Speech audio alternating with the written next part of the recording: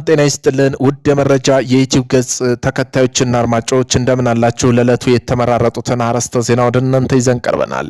ዓለም ወደ ለየለት ሁለት ጎራ ተከፍላለች። ትራምፕና ኔታንያሁ ግራ ተጋብተዋል። ኢራን ላይ ዳግም ጦርነት እንድንከፍት ወይም ሽንፈታችን እንድንቀበል የሚል ሙግት ውስጥ ናቸው። የሩሲያ ቻይና የሰሜን ኮሪያ አደገኛ ሚሳይል ድሮኖች አየር መቃወሚያ ወደ ኢራን እንደገቡ እየተነገረ ነው። አንዳንድ አፈትልከው የወጡ መረጃ ደግሞ የሰሜን ኮሪያ ኒውክሌር ወደ ኢራን ገብቷል የሚል ዜና ያስነበቡ ነው። አሁን መካከለኛው ምስራቅ ወደ ለየለት ውጥንቅጥ ገብቷል። ከዚህ በኋላም ያለው ጦርነት መካከለኛው ምስራቅ ተወስኖ የሚቀር አይመስልም። ሀያሏን ለሁለት የተከፈለውን የአሜሪካና ኢራን ጦርነት ዓለም ዋጋ ያስከፍለታል እየተባለ ነው። በዚህም ጉዳይ በዜና ጥንቅራችን አካተናል። ቆይታችሁ ተሰሙታላችሁ።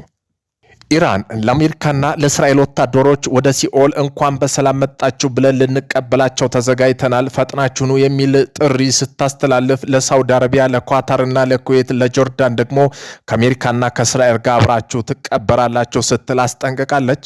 በዚህም ጉዳይ በዜና ጥንቅራችን በሰፊው አካተናል። ቆይታችሁ ትሰሙታላችሁ።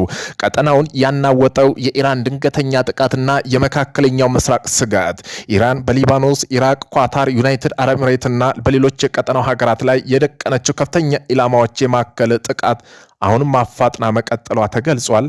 በዜና ጥንቅራችን አካተናል። ቆይታችሁ ተሰሙታላችሁ። የኢራን ከፍተኛ ባለስልጣን ከአሜሪካ ስለሚመጣ ማንኛውም ግድየለሽ ጥቃት ምላሽ ለመስጠት አጠቃላይ እቅድ ተዘጋጅተናል አሉ።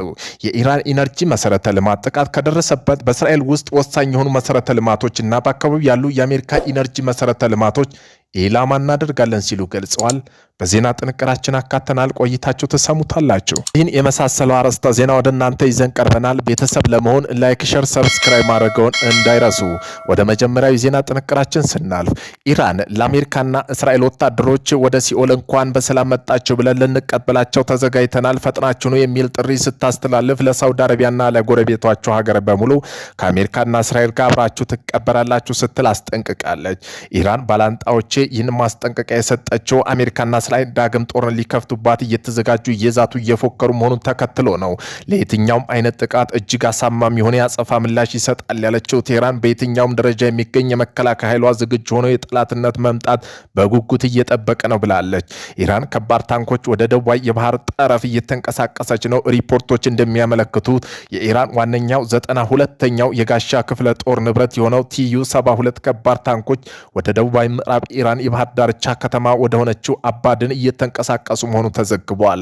ይህ በእንዲህ እንዳለ ወታደራዊ እንቅስቃሴው የቀጠና ውጥረት በጨመረበት ወቅት የታዩ ሲሆን አንዳንድ ሪፖርቶች ትንታኔው እነዚህ ማጠናከሪያዎች ማንኛውም ሊከሰት የሚችል ወታደራዊ ሁኔታ እንዲሁም ሊፈጸም ይችላል የሚባለው የአሜሪካ ከባህር የሚካሄደው ወታደራዊ ማረፊያ ለመመከት የተደረጉ የመከላከያ ዝግጅቶች ሊሆን እንደሚችል ይጠቁማሉ። ሆኖም ይህ ምክንያት የሚያረጋግጥ ይፋዊ መግለጫ እስካሁን አልተሰጠም። 92ኛ የጋሻ ክፍለ ጦርም በኩርዲስታን ግዛት የተመሰረተ ሲሆን ከኢራን የጦር ኃይል በጣም ኃይለኛ ከባድ የጦር ክፍሎች አንዱ እንደሆነ ይታወቃል።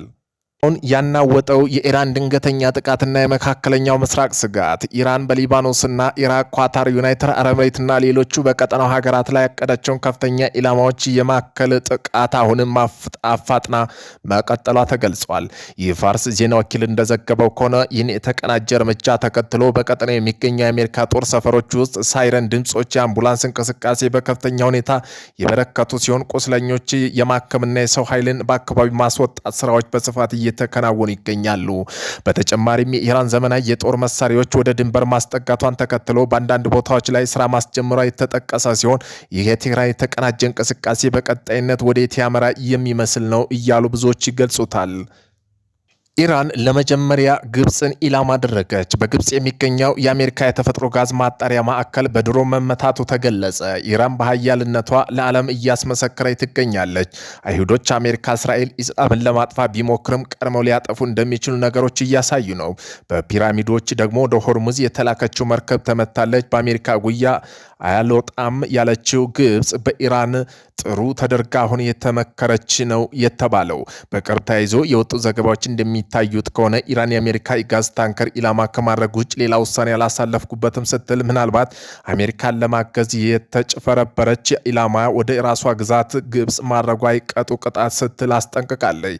በተያዘም በሆርሙዝ ላይ መሰል መጠነኛ የተባለ እርምጃ በቀይ ጫ መርከቦች ላይ የተወሰደው መጠነኛ ይሆንታ በሚል ያለው ኢራን እስላማዊ አብዮታዊ ዘብ ኮርፖስ ገልጸዋል። የኢራን ከፍተኛ ባለስልጣን ከአሜሪካ የሚመጣው ማንኛውም ግድለሽ ጥቃት ምላሽ ለመስጠት አጠቃላይ እቅድ አዘጋጅተናል ብለዋል። የኢራን ኢነርጂ መሰረተ ልማት ጥቃት ከደረሰበት በእስራኤል ውስጥ ወሳኝ የሆኑ መሰረተ ልማቶችና አካባቢ ያለው የአሜሪካ ኢነርጂ መሰረት ኢላማ እናደርጋለን ሲሉ ገልጸዋል። የኢራን ጦር ኃይሎች በ40 ቀናት ጦርነት በቅርብ ሳምንታት ውስጥ እንደ አይነት ስራዎችን ለማከናወን ያላቸው ከፍተኛ አቅምና ፍላጎት በግልጽ አሳይተዋል። በመሆኑም ኢራን ትሩ ፕሮሚስ ፎር የጥቃትና የምዕራብ የአየር መከላከያ ፈተና ለአሜሪካና እስራኤል ጥቃት ምላሽ እውነተኛ ቃል ኪዳን 4 የሚል ስያሜ ግዙፍ የባላስቲክ ሚሳይልና የድሮን ማዕበል በእስራኤል አየር ክልል ላይ ሰንዝራለች። ኢራን በየማዕበሉ ላይ ከ100 በላይ ሚሳይሎች ማስወንጨፍ በአየር መከላከያ ማጨናነቅ ቮሉሜንተሪ ሳቹሬሽን ስልት ተጠቅማለች። በዚህ ምክንያት እስራኤል ጦርነት ከመጠናቀቁ በፊት አሮ ሚሳኤል ጋጅ ክፍሎቿ 81 በመቶ ያህል ለመጨረስ ተገዳለች። በተጨማሪም እንደ ፋታህ 1 ያለው አቅጣጫ የሚቀይሩ አዳዲስ ሚሳይሎች ከአሮጌዎች ጋር ተቀናይተው የተተኮሱ ሲሆን አሮጌዎቹ ማታለያ ወይም ዲኮይ በመሆን የተከላካዩን አካል ወደ አጋጭ ሚሳይል እንዲጨርስ አድርገዋል።